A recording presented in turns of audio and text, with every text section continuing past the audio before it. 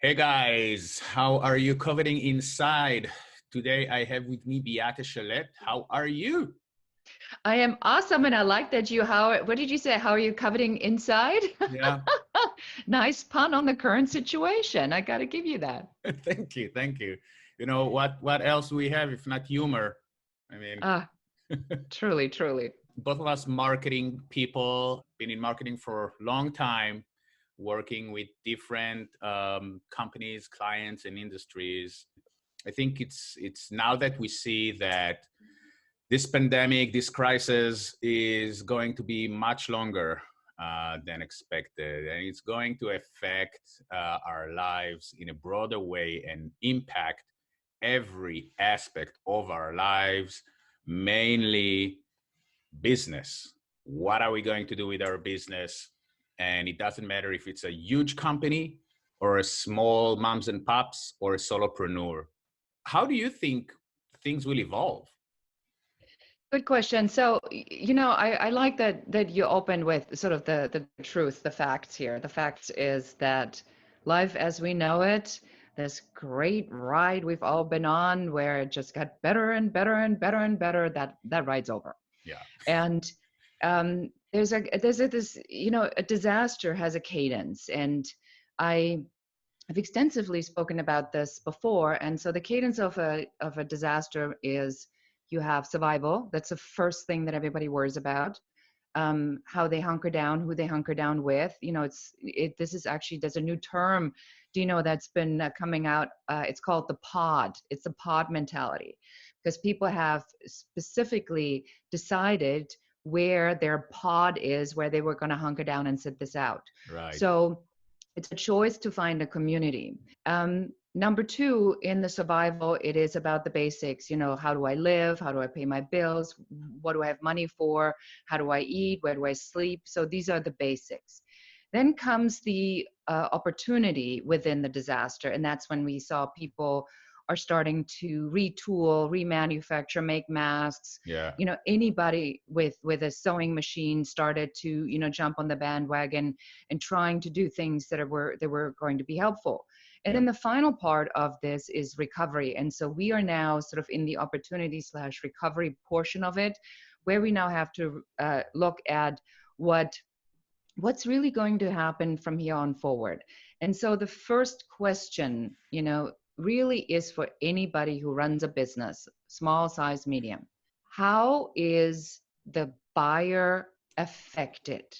And what is our buyer worried about right now?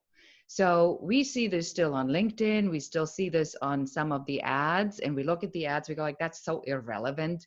Like, when somebody says scale your business now, I just look at them and I go like, are you like Yeah. not getting it?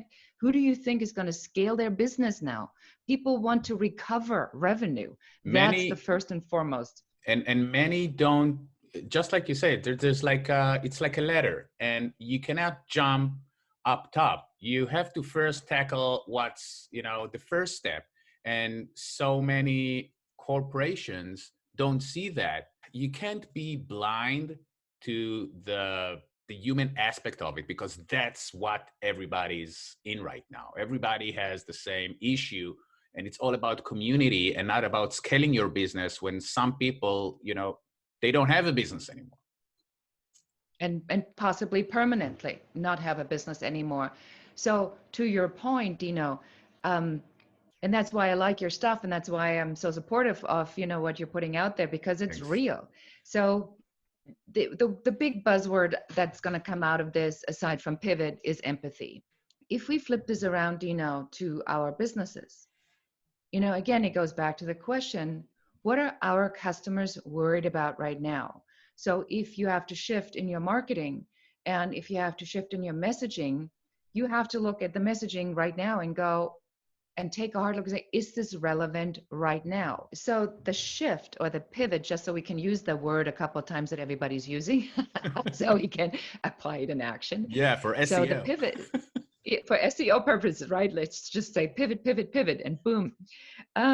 So the shift here is to say, well, if I look at the leadership attributes of successful leaders right now, they have to have female-centric attributes and male-centric attributes. So the male-centric is the decision-making, the decisiveness, and the female is the community and the empathy.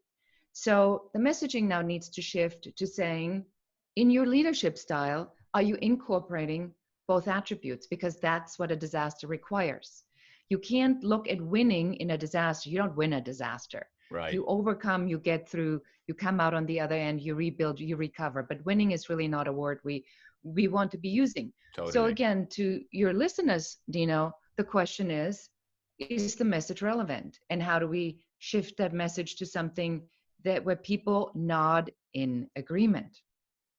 That's great. And I think that it's so true more than ever, the fact that it's all about the consumer. It's all about the customer. It's all about who you're servicing. And it's not about you. It's not about the product. It's not about your brand. Nobody cares about that. And you shouldn't care about that as well. So do you think that there's any difference between, let's say, personal brands, entrepreneurs with their business, and corporate brands? Well, the big advantage that smaller brands have is that they can make changes really, really quickly. And, there's not a hierarchy of decision making.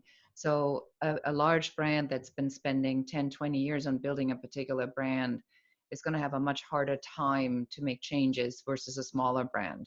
And when a smaller brand reacts very quickly, that's the agility that we are looking at. And it doesn't even matter on whether or not that you will continue that in the long term, but the agility right now is going to be a huge advantage because people will remember you as the business that jumped in and did something that was needed at that time. Right. And who knows, maybe that's where the opportunity is or was to begin with. In times of uncertainty, how can someone look ahead and plan their marketing? So I was listening to a phenomenal webinar this morning that talks about the consumer-driven data. Yeah. And it shows that there is that the percentage of people being angry and fearful is 81%. Wow. So 81% of everybody out there is angry, fearful, and disappointed. Yeah. And it's not specific. And you see that on how that message is being picked up on Facebook, and how much negativity is on Facebook, how much negativity is on LinkedIn, right. How much negativity is everywhere in the news, how people behave with each other, because that's the momentum of a negative emotion. It brings more negative emotions. So the first step is you got to catch yourself doing that, because what our brain, in the neuro-linguistic programming, the brain is here to protect you from something that it doesn't know how to handle. Right. So now we are past the 21, 30 days of habit building. We are now in 2 months. So we had twice the amount of time that it takes to build a habit. So everybody who's listening already built new habits, yeah, on whether that's good or bad. But I bet that most of everybody who's listening made it a bad habit to consume negative news and to be involved in negative language and in negativity. And that just brings more negativity. So the first step is to shift the marketing message out of, and this is very difficult for marketers, Dino, because we are so used to in marketing to use the scarcity. It's like, but wait, if you don't act right now, then something terrible is going to be happening. Well, something terrible has been happening all along, right? So we can't really use this language. So in marketing now, you have to do something we've never done before. We have to do the opposite. We have to really focus on the clarity of the message.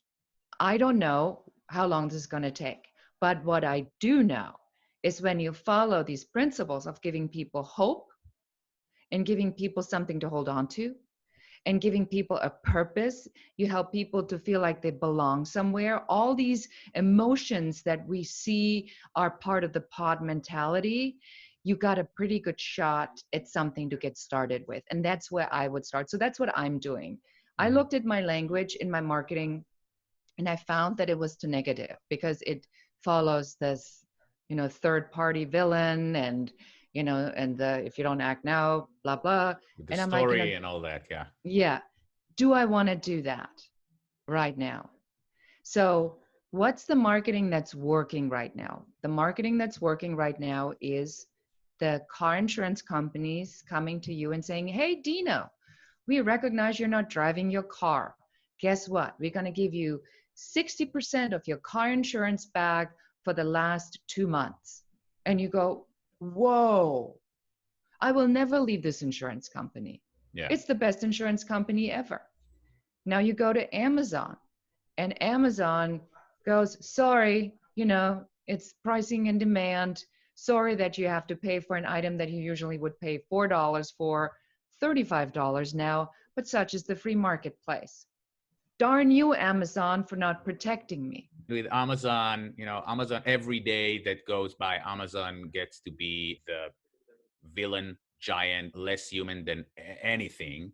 The fact that you put a smile on your logo, that is the first problem. That's when someone puts a smile on their logo, we the consumers should be like, oh, they know that they fucked up.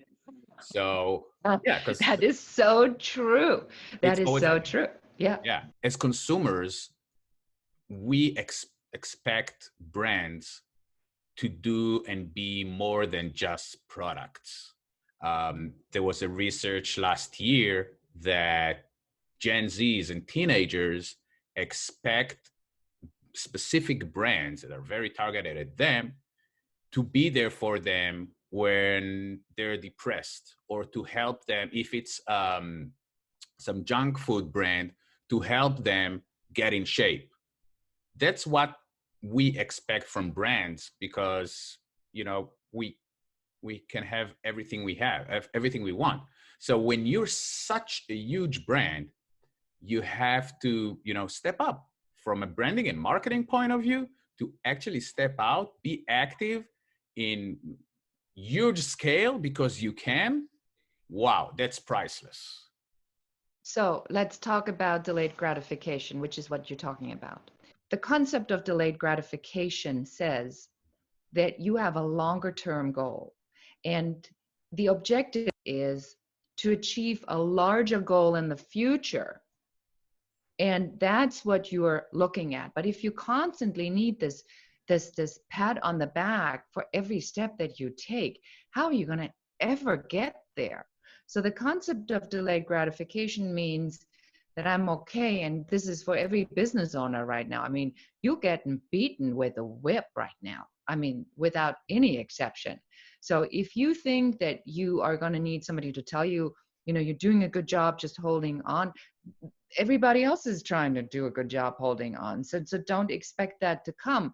Now it's about shifting that, which was I talked about, that shift again is like, what is the message I need to get out to give people hope, a promise for a better future, so I can do what I can do to get them from here to there. But for that, you have to be in the mindset of there.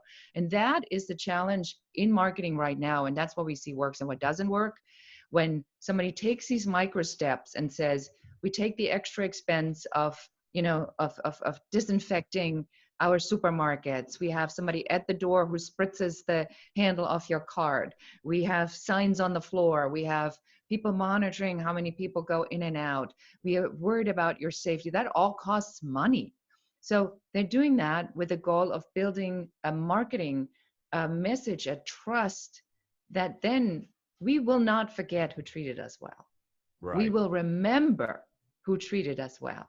And those who didn't, we will also remember. And we leave in that the first opportunity. Yeah. And trust goes a long, long way in marketing.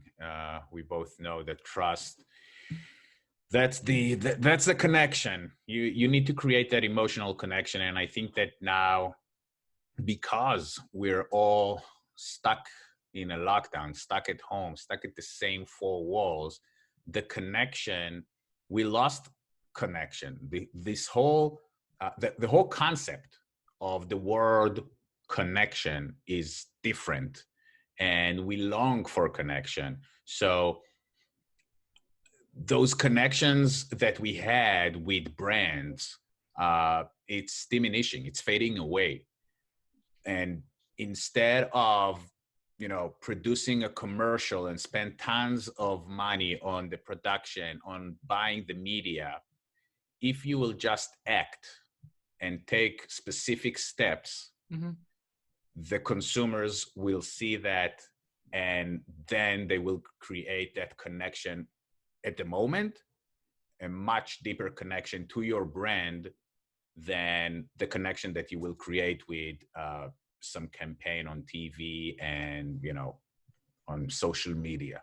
If you The will just values. Yeah. be active, if you Yeah, just correct. take a step, it will, it's different marketing, but that's the specific marketing that you need to do right now. Well, so to your point, the values have shifted. Yeah. So if you look at the obsession with makeup, with celebrity culture, with how-to tips, with the perky boobs and the injected lips and the perfect hair. We all have roots now. We have all not been to the hairdresser in 2 months, and our values are completely. Who cares what Matt Damon is doing? Who cares? Who cares what the Kardashians are doing? We couldn't care less. And you see it Right? on social media. The numbers have shifted. Completely shift because the values have shifted. So, if we bring that back to your message of marketing, so where are these values right now? The values are in the pod, in the message of hope, in the how do we get out of this, in the togetherness. So you can't screw people. You can't apply scarcity principles. You have to be very clear in your marketing that right now you have a long-term plan with delayed gratification, that all the actions you're taking right now will pay off at the moment when things are ready to be paid off, and keep your mindset clear and your message positive, and just stop this crazy making stuff. For me, for my brand, being straightforward, short, and to the point, that's who I am. So that's how I market my stuff. But I try, when I work with my clients, on their content strategy, on their newsletters, on their videos, on their social media, on their ads, to just be real and just cut to the chase. After COVID, it will continue this, just be real. Just don't start trying to sell me stuff. I think COVID's going to be longer, and it will affect the way that we consume things. The key really is the connection right now. And I'm not going to say the word authentic because that is so overused that I'm going to vomit every time I hear that. But it's the reality of who you are, because we cannot hide that we have roots. We cannot hide that we haven't gotten our hair cut. We cannot hide, like what was it, Anderson Cooper on CNN, when he showed how he gave himself a buzz cut and he cut himself like that huge hole in the hair. He showed it on air and he made fun of it. That's how you do it. That's how you do it. Let your guard down. Let people see. If somebody's walking through the back, it's because of construction. I did a video earlier, and then somebody said to me, well, you do know that somebody walked through the video. And I said, I know, but such is reality. Yeah. I'm in the middle of construction. It happens. Dino talk. Cut the crap, be honest. Yeah. Thank you so much for your time. It was awesome. Yes, it was a pleasure. I'm glad we finally did this, and we should just tell your audience on how we connected, because you are in my LinkedIn group, the Entrepreneur and Small Business Forum, and great group. Thank you. Really working hard on getting more engagement and getting people to really collaborate more, which I'm seeing. And you did, you reached out and you said, hey, you sound like an okay person. Should we talk? And this is how this comes together. So these are the opportunities I believe that everybody should be watching out for. See what happens and just follow the trail and then see where it leads. Awesome. So true. Thank you so much. It's been a pleasure, Dino. Thank you for having me. Bye-bye.